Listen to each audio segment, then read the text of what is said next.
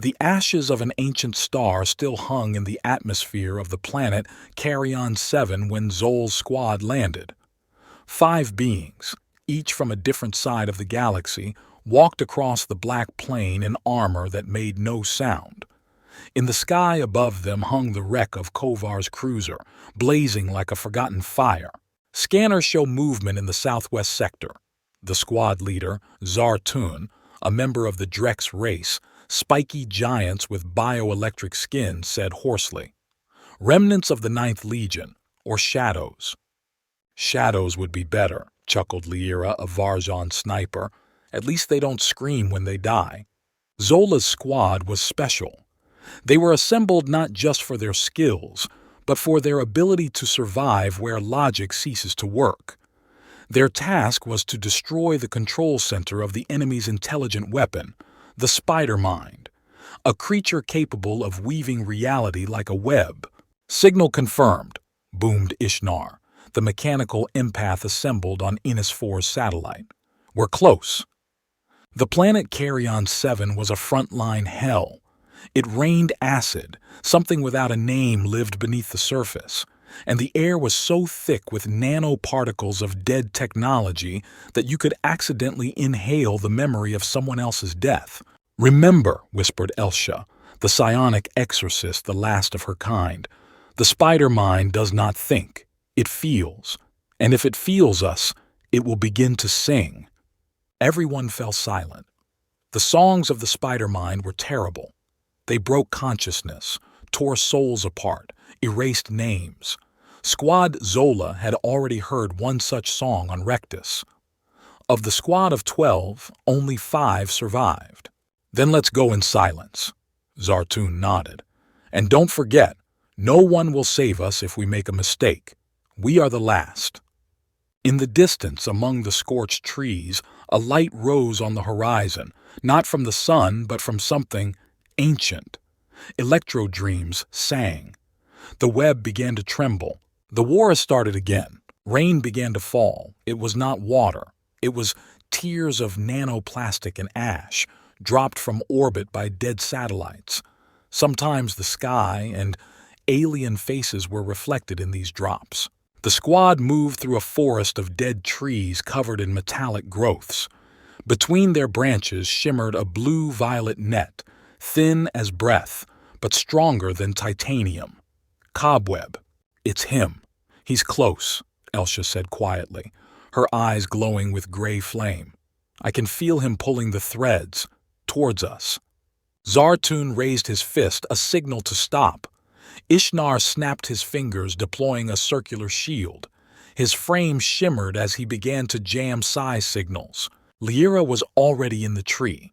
Her gun had assembled itself from segments, as if it were alive. Varzan technology was the biomechanics of emotions.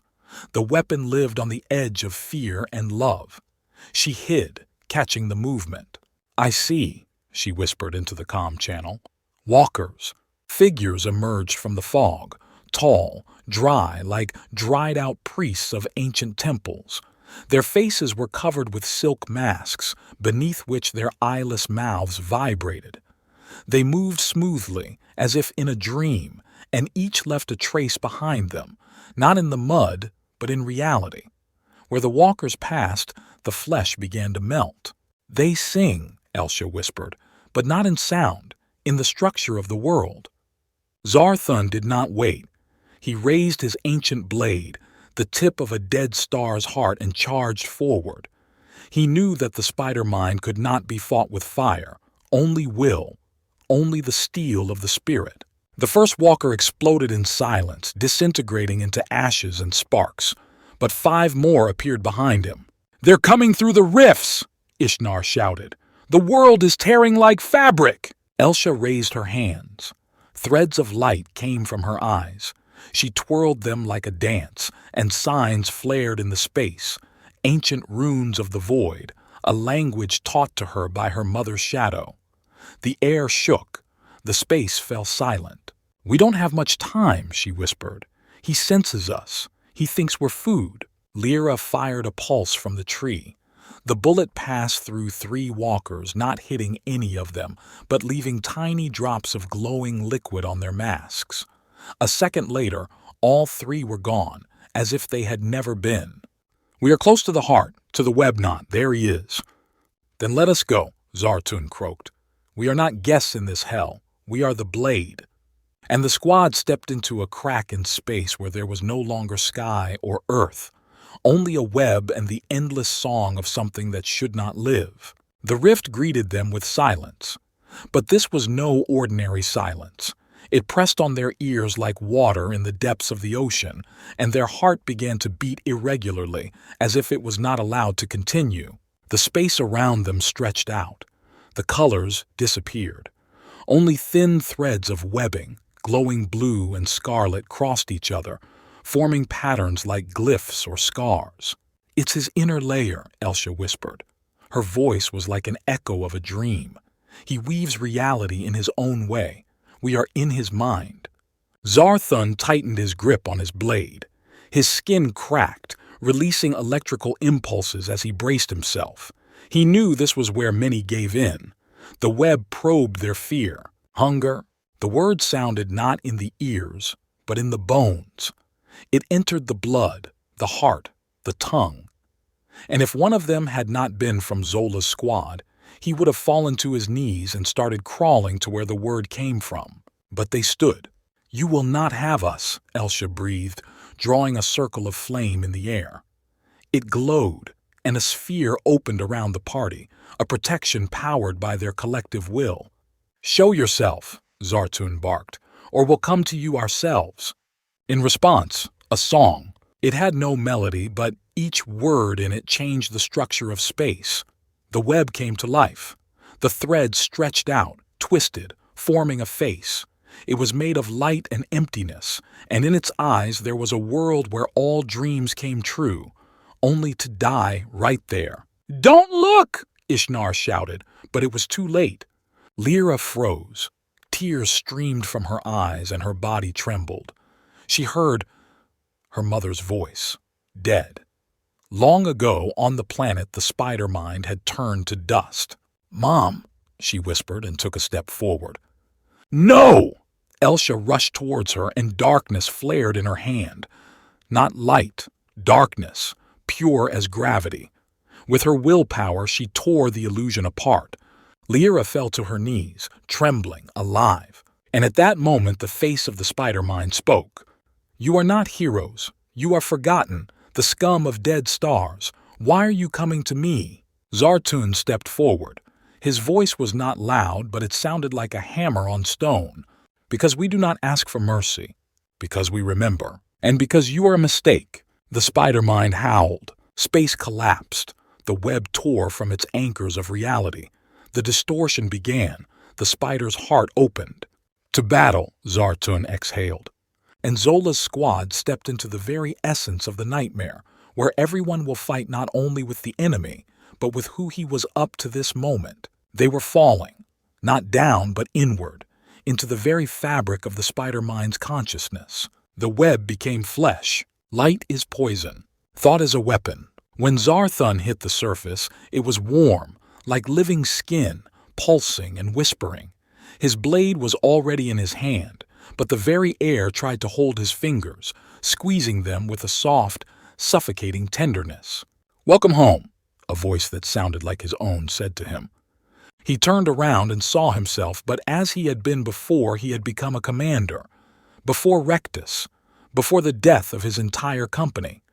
A young Drex, full of anger and pride, his armor without a single crack. "You are my shame," said Zartun. "No," the double replied. "I am your freedom. Throw away the burden. Stop carrying their deaths. Stop being the savior. Come back." And young Zartun raised an identical blade. They met. Ishnar found himself in a city he had never been to, but every house knew his name. Every machine whispered to him, "You were created, not born. Why do you choose?" He walked through streets of glass and brass, trailing behind him the fragments of emotion he had stolen from the bodies of those he had healed. He remembered everyone, every pain that was absorbed, every death I couldn't stop. And in the center of the city there stood he himself, without a shell, just the core. And it asked, "If you don't have a soul, who allowed you to feel?" Ishnar didn't answer. He simply opened his chest panel and pulled out a capsule containing the last memory of his first patient, and he threw her into the heart of the city. The world began to collapse. Elsha stood in the void. No shapes, no shadows, except for one, the shadow of her mother, the one who died in her arms. "I taught you to protect," the shadow said. "And what did you do? You left. You left my family. You forgot our circle. You betrayed us." "I saved," Elsha whispered. "You were looking for yourself, and our people died." Elsha walked up to the shadow and hugged it, and she whispered the ancient formula of forgiveness, which no one has spoken for thousands of years. The shadow became silent, and from the void a symbol flared up, the sign of her line living again. Lyra, she stood on the ashes, where her home was, where the entire forest burned down, where her family lived. In front of her stood a girl, herself, little, scared. "Why are you shooting?" the girl asked. "Why are you killing instead of looking for a house?" Lyra dropped to one knee. "Because first I have to destroy those who burn houses," and she hugged herself. The girl disappeared, but something new flared in Lyra's chest, purpose. They woke up at the same time, and they stood in front of the core. A huge ball covered in smooth black webs hovered over the abyss. Around it were billions of faces. Some were human, some were of other forms, and all sang silently. The spider mind spoke with all voices at once. "You didn't fall. You passed. Why?" Zarthun stepped forward. "Because we are ashes. We cannot be burned." Elsha raised her hands. Lyra took aim. Ishnar activated the pulse, and they struck at the same time. When the impact hit the core, the universe froze for a moment. The web trembled. Millions of voices broke off in mid-syllable, and then the spider mind showed its true face. He was not alone. He was all that he consumed. His form became a storm of faces, eyes, arms, and wings, a spiral of fear, hope, pain, all merging into one roaring chorus. The wordless song burst out again, and space began to break. "He's letting everyone out at once," Elsha shouted. "He's turned his psyche inside out." "So, hit the heart," Zarthun growled. But the core was already defending itself. From the web emerged the twin guardians, two figures woven from pure guilt. One was all blood, the other all tears. Every warrior knew these were their shadows, collected by the spider mind from fragments of their souls. Zarthun grappled with his bloody twin. They fought like beasts in absolute silence.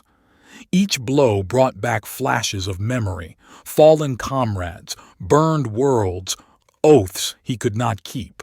But Zarthun realized, the shadow feeds on shame. He froze. He lowered his weapon, and he whispered, "I remember, but I'm not ashamed anymore."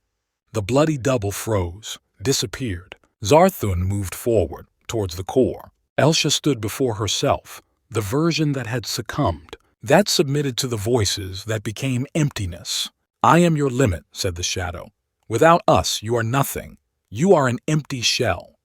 Elsha smiled. "Then I will be nothing, but my nothing." A sphere of darkness surrounded her, and a psionic blast dispelled the shadow. She moved on. Lyra met the image of her sister, the sister she couldn't save. She stood with her hands outstretched, saying, "You chose war, not me," Lyra cried, "but not from guilt, from love. I chose revenge because you deserve justice, and I will find it." She put the last bullet into the barrel, kissed it, and fired at the illusion. The sister smiled before disappearing. Ishnar approached the core without a fight. He just stood in front of him, and he said, "You collected millions of souls to become someone, and I am just a machine, but I have a choice, and you can't take that away." An impulse burst from his chest, a signal of freedom. Every soul inside the spider mind was given a choice for a moment. Silence. The web began to tear. The core cracked.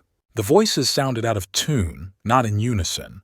The spider mind tried to hold them back, to gather them back, but it was too late. He couldn't be alone anymore. His essence crumbled into fragments. The screams turned to whispers, and a whisper into silence. When everything became quiet, the squad stood on the ruins of space. The sky was returning. Kolo, gravity, silence. Are we alive? Lyra whispered. No, Zartun smiled. We stayed. A new dawn rose above them, and the ashes of the stars fell slowly, like snow. And in these ashes, a new name was born, the name of freedom. 12 cycles have passed since the day the spider mine fell.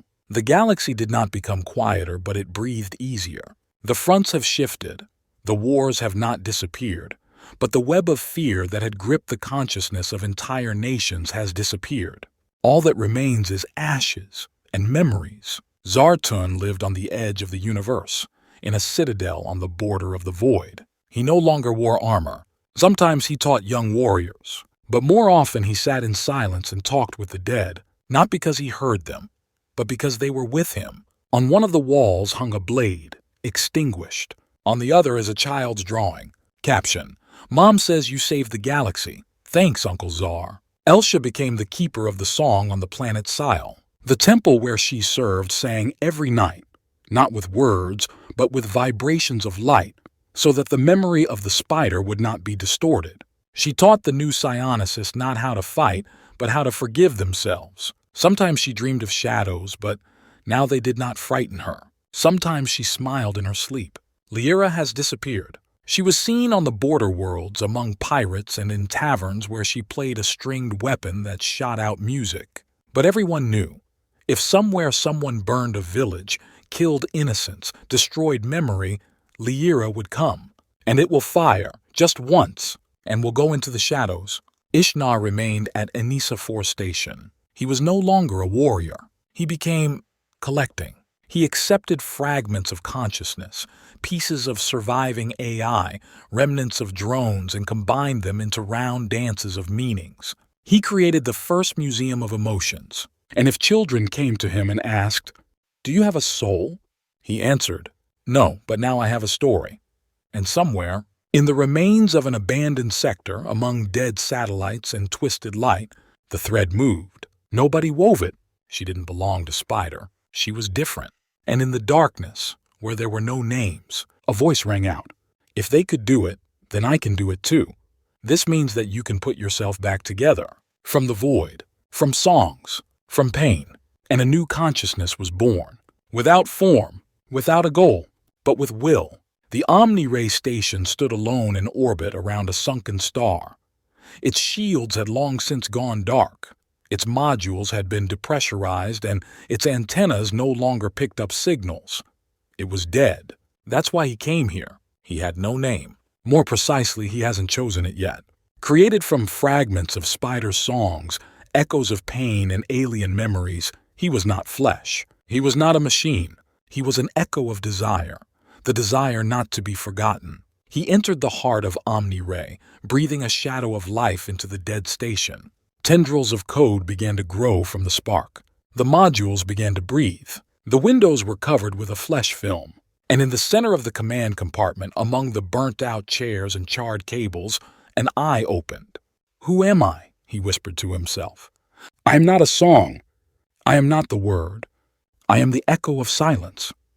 At that moment, all the ships passing along the routes stopped around Omni-Ray. The navigation systems broke down. The pilots' dreams became the same.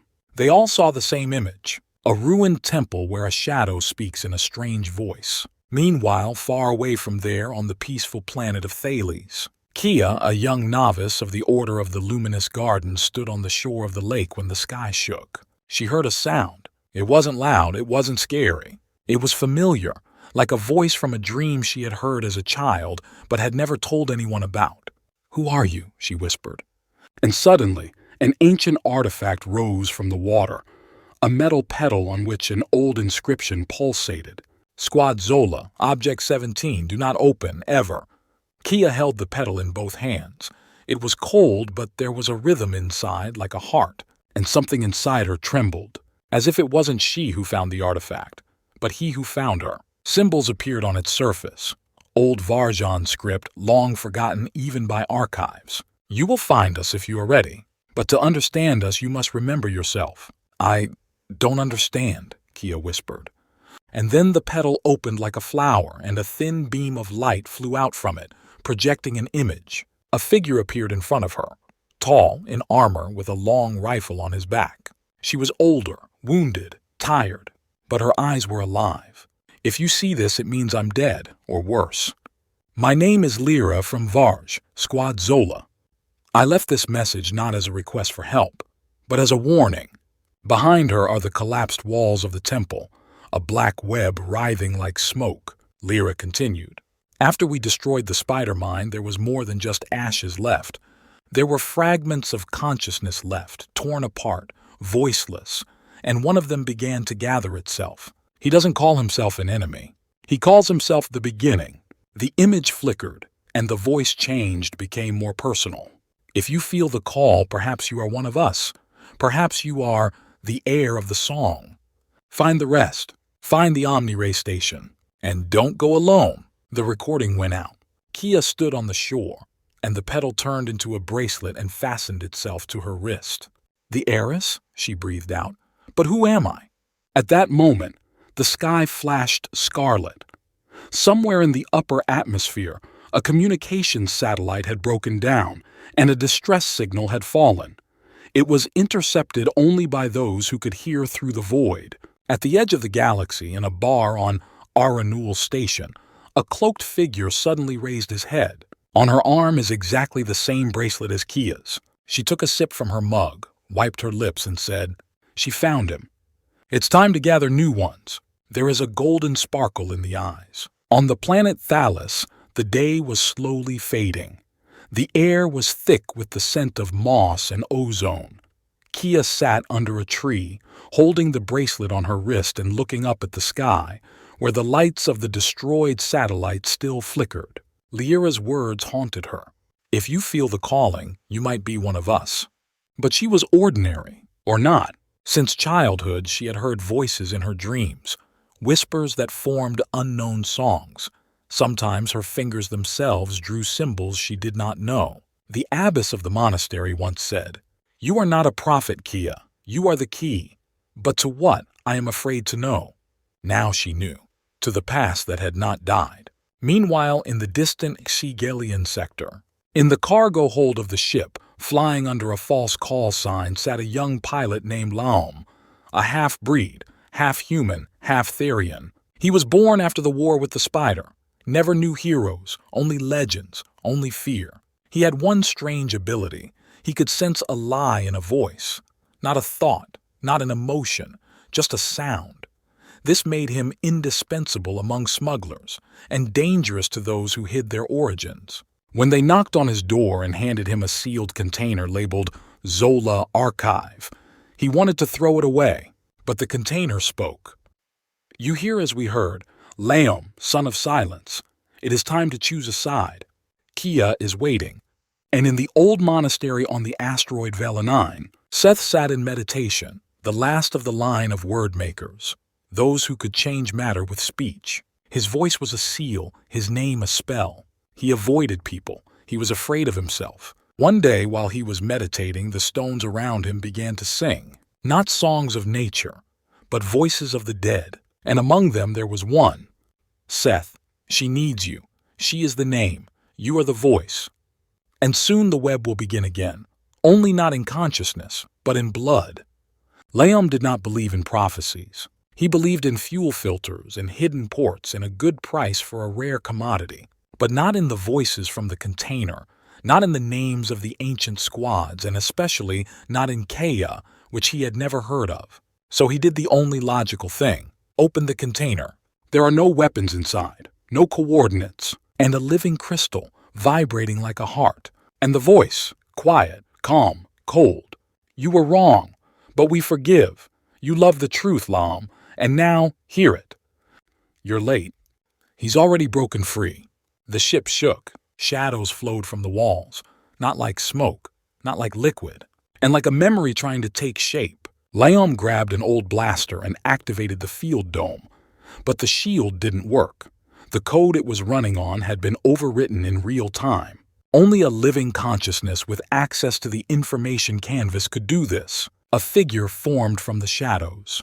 She had no face, but there was recognition in her. It's like you see someone you've forgotten, or someone who saw you as a child when you cried in the dark. "You are a voice," he said. "One of his mouths?" The creature bowed its head. "I am not a mouth, I am an ear.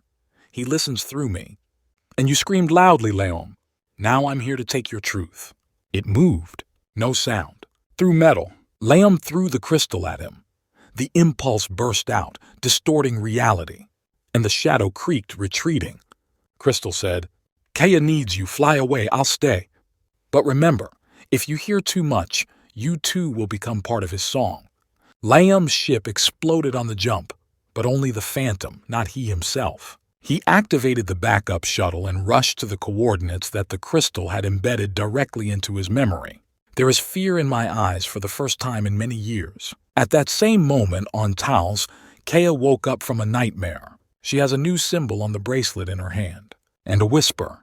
"He comes, the one who listens. Find the voice, find the network, or the world will become silence." Kea arrived at the point indicated by the bracelet on a rented cargo shuttle, trembling with age. It was an ancient relic lighthouse hanging in the nebula, on the brink of oblivion. Inside there is emptiness, old screens, signals from the past, and waiting. She had barely stepped onto the metal floor when she felt that she was not alone. Warmth, steps, indecision. He came out of the corridor. Laom. Tired, battered, but alive. His eyes quickly examined her hand, the bracelet. He said, "Your name is Kea? Is the station calling you? Or have you already heard?" "I heard it. Not the song, but the silence between the notes." "Are you Laom?" He nodded. They looked at each other, both strangers, and both knew they were meant to be together. "Why us?" he asked. "We're not heroes. We're not even warriors." Kea looked at the bracelet. A new pattern was slowly emerging on it, a spiral, a living one. "Because we hear. And if we don't go, he will only listen to himself." And at that moment, the station came to life. Light began to spread along the walls. The ancient system was activated. Signals, recordings, voices. The archive is activated. Memory of Cinder Squad. Access selected. Name set. Kea and Laom exchanged glances. "Who is Seth?" The screen flickered and an image appeared. A young man with white eyes sitting in a circle of sound waves. He didn't speak. He wrote words in the air and the words turned into stone, fire, light. Word creator. "He's the third," Kea whispered. "There are 3 of us." Meanwhile, on the asteroid Vela 9, Seth stood in the room where the walls were covered with his speech. He had not slept for many days. He felt the space responding to his thoughts. And he felt that he was not the only one speaking. The whispers are back, but now they answered him with his own voice. "You are the word, but you are not the source," the walls whispered. "Your speech is but an echo of the ancient song." "Give her back. Give her back the name." Seth clenched his fists. He whispered, "The name is not yours. The name is chosen." And at that moment, all the walls exploded with an echo, and a point of light appeared in the center of the hall, a distorted coordinate. "They need you," someone said behind him. He turned around, but there was no one there. "Laom, Kea." He whispered their names, and the air responded with resonance. And Seth realized he could not stay any longer. He is the bridge between their words. The signals led Seth to a beacon near the nebula. His shuttle trembled with the tension of space, as if the very fabric of reality here was stretched taut like a string. When he came out, Kea and Laom were already waiting. "No words, just looks," Seth nodded, and the air around them trembled. "You are the word," said Kea. "And you are the name," he replied. "And he, the one who hears," Laom picked up with a grin. "Now that's company." The 3 artifacts on their hands lit up simultaneously, creating an energy network between them, a memory impulse. From the light, a projection emerged. Lyra's memory, but not a recording. Her spirit, an imprint of consciousness. She spoke and looked straight at them.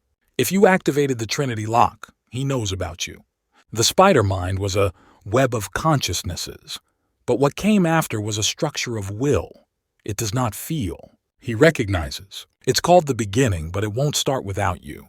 At that moment, the station began to howl. Outside, there is a rift in space. Inside, The air trembled, as if time itself had begun to crumble like sand. And a creature entered the center of the hall. It was empty. No face, no bones, just a shell of thought. And yet they recognized the form. It had once been a soldier, one of Zola, and in his eyes there is a forgotten spark of life. "I was Elim," he croaked. "I fell on Rectus when the web swallowed us. Now I am a recording, rewritten by the beginning. And I was ordered to erase you, so that there would be no words, so that there would be no names." Kea was shaking, but the bracelet on her hand flared up, and suddenly a door opened in her memory. She saw herself, in the past, no, in another time where she stood with Lyra, nearby, alive. "What is this?" Seth took a step forward. "I know how to stop him. Not by force, not with a blade. In a word." He opened his palms, and the air vibrated. "Amta liri onai," he whispered. Elim recoiled, his skin thinking cracking. Inside is not flesh, but an archive. "Go on," Kia whispered. "I'll catch up." "I will hold him back," Laom growled, activating the field and leading Elim away. Seth spoke, Kia repeated. Word to word, name to name. And suddenly all three said together, "You are the memory, but we are the choice." And Elim stopped. He fell to his knees. His eyes flashed with real light, and he whispered, "Thank you." Before its shell crumbled to dust, the three were silent. The station fell silent again. "Then we can free them," Kia said quietly. "Or there are too many of them," Laom added gloomily. "It doesn't matter," Seth said. "We're together now, and we know, beginning isn't just an enemy, it's the architect of forgetting." And somewhere in the depths of Omni-Ray, the beginning whispered. They started talking. "It's time to rip the tongue." The station went silent after Elim's disappearance. Seth sat at the console, weaving words into the air as he searched for a stable channel of communication with the abandoned archives of the Zola squad. Laom scanned the contours of the defense. His movements were sharp, but inside he was wondering how many of them were there like Elim. And Kea stood in front of the large panoramic glass and looked at the stars. "There are echoes of a dream in my head, and in the dream, she, Lyra, alive, wounded, leaning over her saying something important, and in the background, a fallen station, a web, fall." Kia touched the bracelet and a memory that shouldn't be there began to flow into it. Rectus Station. She had never been there, but she knew what its dust smelled like. How the silence rang in the walls after the death of the spider mind. "Seth," she said, "you said words could draw out truth. Can you pull it out of me?" Seth thought.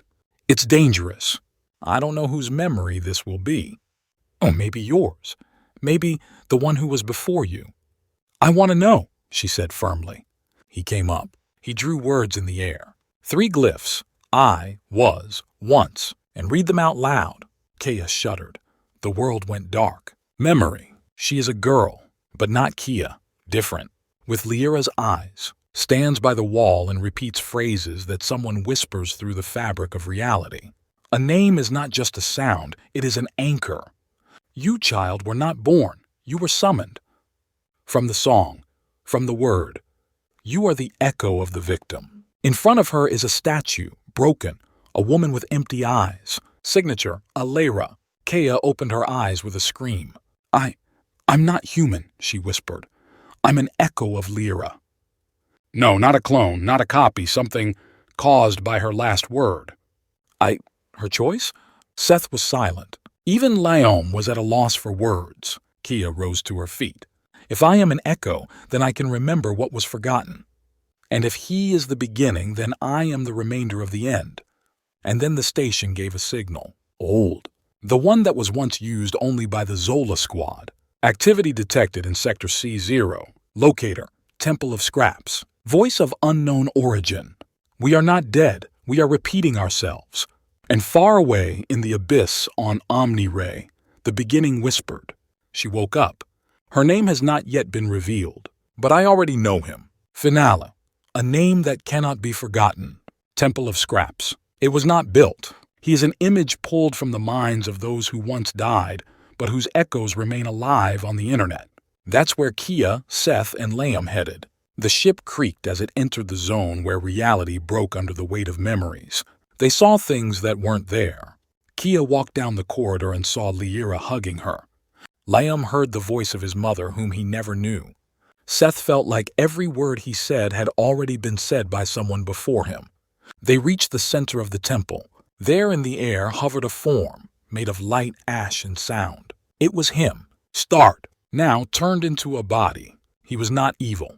He was not a mind. He was a response, a shadow of a great feat. And he spoke not with his voice, but with spiders of meaning crawling into consciousness. You are the remnants. You weren't supposed to be there. Everything was supposed to be forgotten. I am order. You are a distortion. Kia stepped forward. She didn't tremble. Then I am a distortion, yes, but I am alive. And you can't erase what was said with love. Seth stepped next to him. The name does not belong to you. You are the soundless, and we are the word. Laom picked up the crystal he had been carrying with him all this time, the last gift from the spark that had tried to save him. Can you hear us? We are all here, not just the three of us. And then images began to appear out of thin air. Those who fell in the Zola squad, Lyra, Elam, Aleda, even Zartun like a glint of steel. They were not alive, but they were remembering. Kea raised her hand. My name is... That's what she said at the last moment. And I know him now, she whispered. Ash. And at that moment everything changed. The name became an anchor. The beginning shuddered. Its forms began to crack and delaminate. Because the name is a choice. But he didn't choose. He just wanted to erase it. He couldn't stand it. The station collapsed, but three survived. Seth lost his voice, but found peace. Laom remained close, becoming the first of the guardians of the echo. Kel disappeared. She went online. She didn't die. She crumbled in memory, becoming a voice in the dreams of those who are afraid to forget who came before them. Somewhere in the children's room at one of the new stations, a child draws a circle and a star on the wall. Who is this? The mother asks. This is Zola, says the child, the one who sleeps in song, but when the darkness comes, she will wake up. How do you know? The child is smiling, she whispered. End. But not oblivion.